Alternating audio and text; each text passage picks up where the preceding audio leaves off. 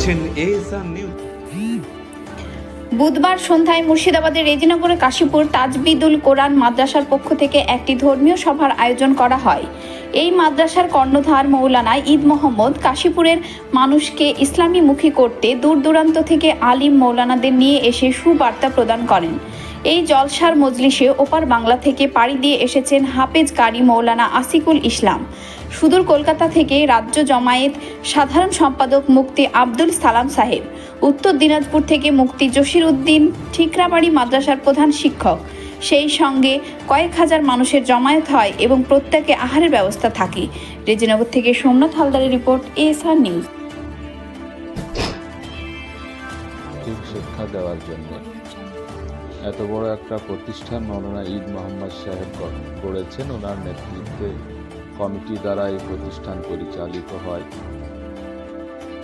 মুর্শিদাবাদ একটি গ্রাম ভিত্তিক জেলা, কৃষির উপরে দাঁড়িয়ে থাকা জেলা। এখানকার মানুষ ভারতবর্ষের প্রতিটি রাজ্যে প্রতিটি জায়গায় ছড়িয়ে আছে। নির্মাণ শিল্পের সঙ্গে এদের নিবিড় সম্পর্ক।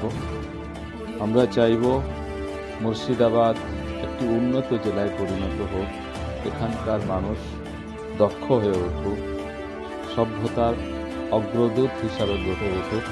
যার জন্যে এই ধরনের প্রতিষ্ঠান যেগুলো মুর্শিদাবাদ জেলায় কাজ করছে, আমরা তার উন্নয়ন সাধন করি, চাই সেখানে শিক্ষার মাধ্যমে সভ্যতার উন্নতি হবে এবং মানুষ তার জীবনের স্বাদ পাবে।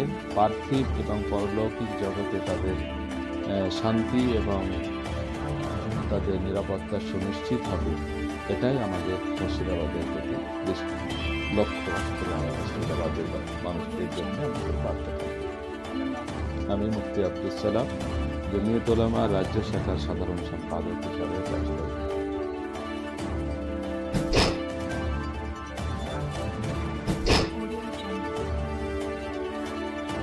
কাশীপুরের মানুষদের জন্য এটাই বার্তা দিতে চাইছি, যাতে করে তারা ইসলাম ধর্মের উপর যেন অবিচল থাকে, অটল থাকে, আলেম ওলামাদের সাথে সম্পর্ক রাখে এবং ইসলাম যে সাম্প্রদায়িক সম্প্রীতি, এই জিনিসটা যেন তারা বজায় রাখে।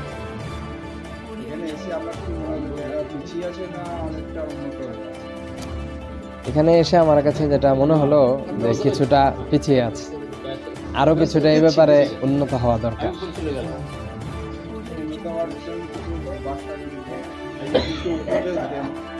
উন্নত হওয়ার জন্য সবচেয়ে যে জিনিসটা বেশি প্রয়োজন সেটা হলো আলেম ওলামাদের সাথে সম্পর্ক। এর মাধ্যমেই সঠিক বিষয়টা তারা বুঝতে পারবে। যেমন দেখা যায় আলেমদেরকে কিভাবে মূল্যায়ন করবে বা কোনো ধর্মীয় আলোচনা বা ইত্যাদি আরও বিভিন্ন নানান বিষয় দিক দিয়ে যথেষ্ট পিছিয়ে আছে।